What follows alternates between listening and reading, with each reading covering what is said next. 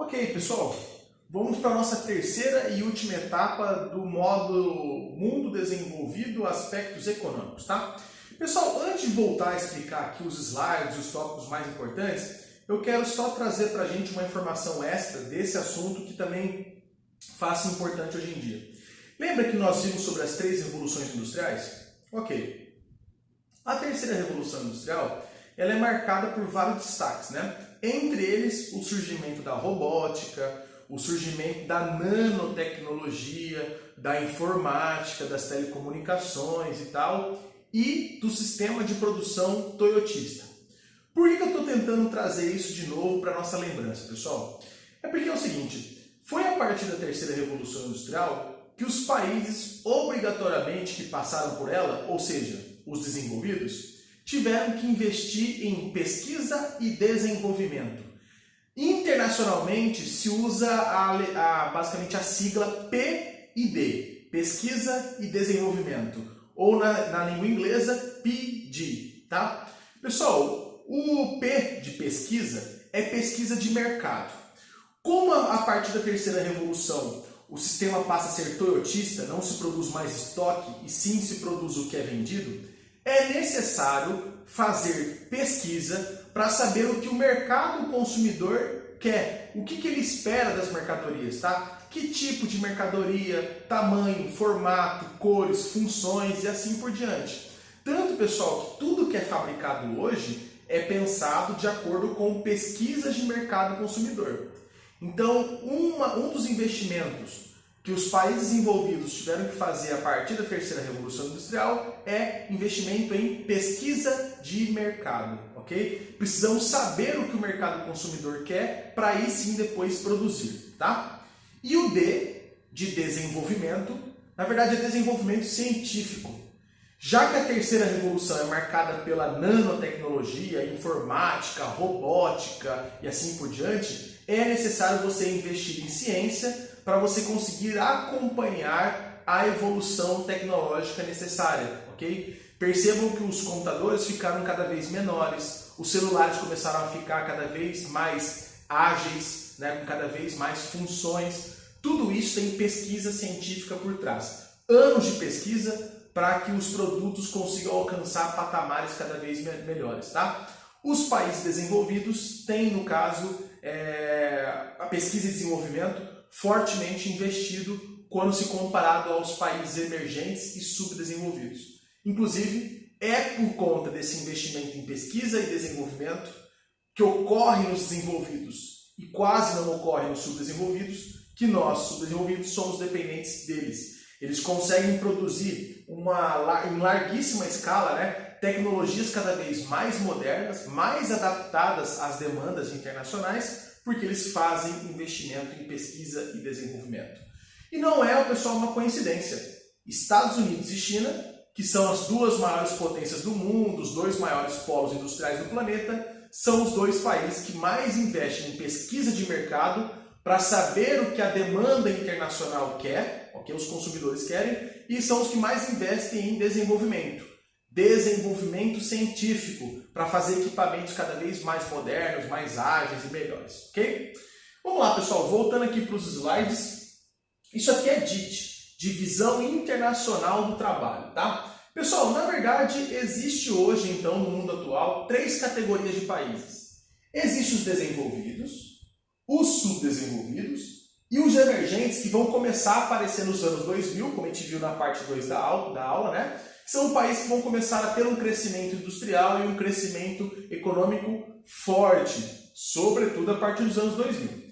Então a gente pode dividir o planeta em três grupos de países, né? Com o critério economia. Os desenvolvidos, que são as potências industrializadas, produtores de tecnologias. Os subdesenvolvidos, que são os países atrasados, inclusive agrários, produtores de commodities. E os emergentes. Os emergentes, pessoal, eles se destacam pela produção industrial, só que a produção industrial dos emergentes são de produtos industriais primários. Como assim, professor, produto industrial primário? Vamos lá.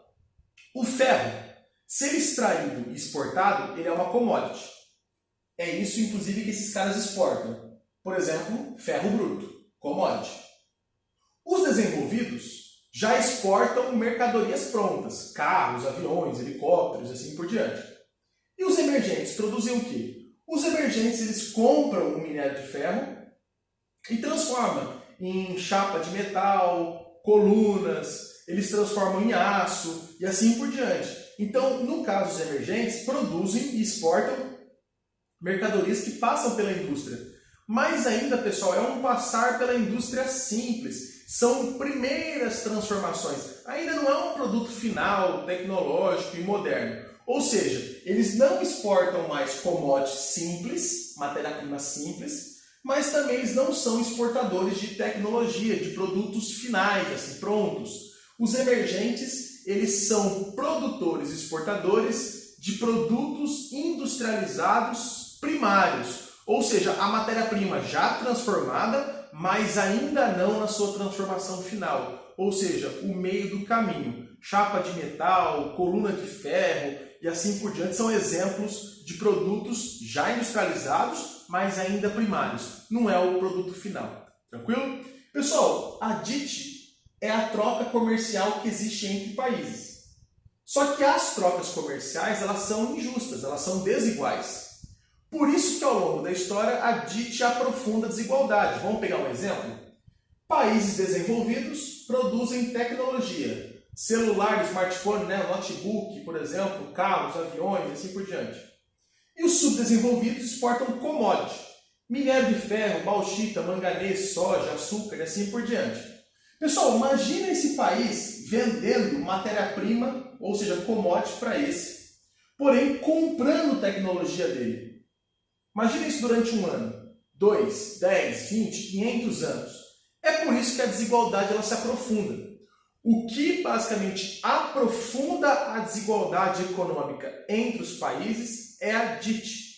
A DIT nada mais é do que trocas comerciais. Só que as trocas comerciais elas são injustas. Enquanto você tem países que exportam notebook, você tem um país que exporta soja. Enquanto você tem um país que exporta, por exemplo, um smartphone, tem país que exporta açúcar. Então as trocas são desiguais. Os países subdesenvolvidos eles são dependentes da compra de tecnologia e da venda de matéria-prima. Isso é injusto, porque a matéria-prima tem valor muito mais baixo, pessoal, agregado, mas muito mais baixo. Então, DIT são trocas comerciais internacionais, entre países. Só que como as trocas elas são injustas, elas são desiguais, a DIT provoca o aprofundamento da desigualdade. Inclusive no mundo moderno foi aparecendo mais coisas injustas na DIT. Por exemplo, esses caras emprestam dinheiro para esses e para esses. Eles são credores, eles emprestam. E esses são devedores, pagam com juros. Ou seja, pessoal, o empréstimo e o pagamento dos empréstimos é mais uma ferramenta encaixada na DIT e que provoca o aprofundamento da desigualdade. Esse cara fica cada vez mais rico, e esses caras cada vez mais pobres e dependentes desse cara central aqui. Tudo bem, gente? Então, repetindo, DIT, Divisão Internacional do Trabalho, nada mais são do que trocas comerciais internacionais. Mas como as trocas elas são desiguais, elas são injustas, tá? Automaticamente ela provoca o aprofundamento da desigualdade. Imagina quantas toneladas de soja não tem que produzir para empatar pelo menos com a importação de um container de smartphone. Então essas trocas realmente são injustas e provocam injustiça. Inclusive, pessoal, essa imagem seria uma imagem, uma charge, representando uma DIT. Países acima da linha do Equador socioeconômica. Produtores de bens manufaturados. Manufaturas são produtos industrializados, tá, pessoal?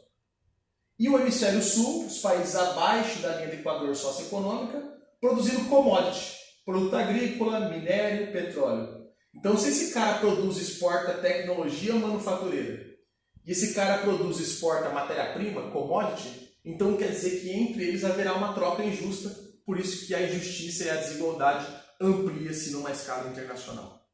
Tudo bem, gente? Então, isso é DIT, Divisão Internacional do Trabalho, trocas comerciais internacionais desiguais.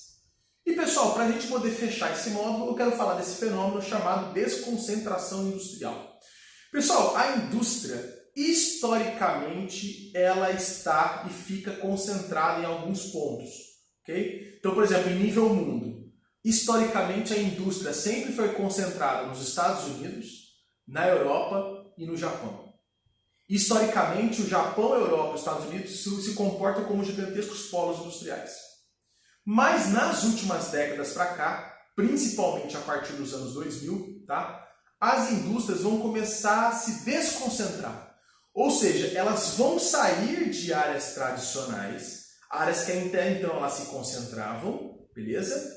E vão para novas regiões, vão para outras áreas, à procura do que nós chamamos na geografia de vantagens locacionais. A indústria sai de áreas tradicionais, sai de regiões onde historicamente ela estava concentrada e vai para regiões novas, pessoal, regiões que ofereçam para ela vantagens locacionais. As principais vantagens que a indústria procura é mão de obra barata, isso é uma vantagem locacional. Para que uma fábrica vai ficar localizada numa região onde a mão de obra é cara? Melhor procurar mão de obra barata. Então, mão de obra barata é uma vantagem locacional que as indústrias procuram, tá? Uma outra vantagem locacional se chama incentivos fiscais. Incentivos fiscais é a redução ou a eliminação de impostos. Para que eu vou deixar uma fábrica numa região onde os impostos são muito altos? Eu vou procurar regiões onde os impostos são baixos. Então, a segunda vantagem locacional que as indústrias procuram hoje é exatamente os incentivos fiscais. Então, mão de obra barata, incentivo fiscal são duas vantagens locacionais que a indústria procura para se desconcentrar, tá? Terceira vantagem locacional, leis trabalhistas flexíveis. No caso, a indústria procura regiões onde o trabalhador tenha menos direitos possível, tá? Para ficar mais fácil explorar os trabalhadores, tá? Lei ambiental flexível, tá? Lei ambiental flexível, ou seja, regiões do mundo onde se pode explorar e degradar o meio ambiente com menos ou sem punições, onde a fábrica se vê mais livre, mais tranquila de consumir a natureza, de contaminar a natureza e não ter problemas, tá? Essa também é uma outra vantagem. E a quinta, locais que ofereçam matéria-prima. Então, gente, ó, mão de obra barata, incentivo fiscal, lei ambiental flexível, lei trabalhista flexível e matéria-prima. São 5 vantagens locacionais que as indústrias procuram, tá? Inclusive, pessoal, existe uma desconcentração industrial em nível internacional e existe também uma desconcentração industrial em nível interno. Tá, professor, peraí, vamos por parte então. Nível internacional, aonde estava a indústria e para onde ela está indo? As indústrias estão deixando países desenvolvidos, estão sendo instaladas, estão indo para países emergentes ou até mesmo subdesenvolvidos em alguns casos, tá? Por quê? Porque os emergentes e os subdesenvolvidos oferecem as vantagens locacionais.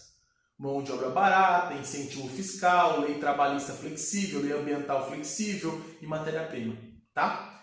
Mas internamente também tem acontecido a desconcentração industrial. Por exemplo, aqui no Brasil, a indústria está saindo de áreas tradicionais, São Paulo e Rio de Janeiro, e estão indo para o norte, para o nordeste, à procura dessas vantagens. Então, não só internacionalmente, como nacionalmente, internamente dentro do país, ocorre desconcentração industrial. Então, por exemplo, em nível internacional, as indústrias estão deixando os países desenvolvidos e indo para países emergentes e subdesenvolvidos. E internamente, as indústrias estão saindo de áreas tradicionais e vindo para novas áreas, tá? No caso brasileiro, podemos dar o exemplo. As indústrias estão deixando o eixo Rio-São Paulo e estão indo para a região norte e para a região nordeste à procura de vantagens locacionais, tá? Para a gente fechar, pessoal, esse nosso assunto, a nossa terceira e última videoaula desse tema, tá? Eu quero só destacar um grupo de países asiáticos que estão passando por um fortíssimo crescimento industrial e econômico por conta de atração de indústria estrangeira, tá? Pessoal, é um conjunto de países asiáticos apelidado de tigres asiáticos, tá? Os primeiros tigres asiáticos, inclusive daqui a pouco eu vou explicar o porquê do nome, tá? Os tigres asiáticos iniciais, os primeiros será Coreia do Sul, Taiwan, Hong Kong e Singapura, tá? Repetindo, Coreia do Sul, Taiwan, Hong Kong e Singapura. Esses são os primeiros tigres asiáticos. Depois, um pouquinho mais para frente, vai surgir novos tigres, tá? Vocês vão entender daqui a pouco o porquê do nome. Tailândia, Malásia, Indonésia, Vietnã, tá? São exemplos de países que são tratados como novos tigres, tá? O que esses países asiáticos têm em comum, tá? O porquê, inclusive, do nome. Pessoal, década de 70 e década de 80. Os tigres e os novos tigres vão começar a praticar políticas agressivas de atração de investimentos, sobretudo de indústrias. Inclusive é por isso o nome tigre asiático. Bom, asiático pelo continente do qual eles pertencem. Tigre é porque eles fizeram políticas agressivas de atração de investimentos, principalmente atração de indústrias, tá? Eles vão praticar isso na década de 70 e 80, ok? O que eles oferecem, basicamente, de tão atrativo assim?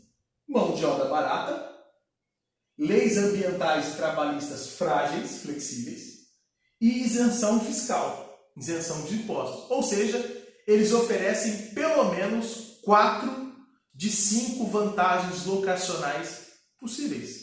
Ou seja, para a indústria, esses caras são um paraíso.